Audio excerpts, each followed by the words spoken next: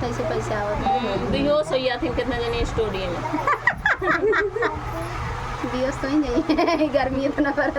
का कैला यार इंग्लिशिया में पढ़ी के का कैला यार इंग्लिशिया में पढ़ी के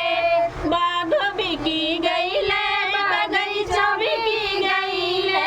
बाघ बिकी गईले बगीचा बिकी गईले नेबुला बिकी गईले नेबुला बिकी गईले सिकड़िया से नपी के का कैला यार इंग्लिशिया में पढ़ी के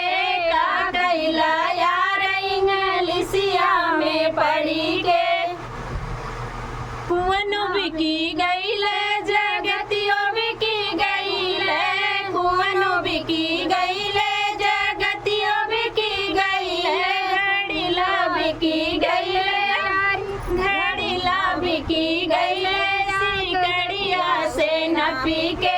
का कैला यार इंग्लिशिया में पढ़ी के का कैला यार इंग्लिशिया में पढ़ी के घरा बिकी गईले दुआर बिकी गईले घरा बिकी गईले दुआर बिकी गईले अंगना बिकी गईले अंगना बिकी गईले सिकड़िया से नपी के का कैला यार अंग्रेजिया में पढ़ी के का कैला यार अंग्रेजिया में पढ़ी के। तो फ्रेंड गीत कैसा लगा कमेंट बॉक्स में बताना फिर मिलते किसी नए गाने से तब तक ना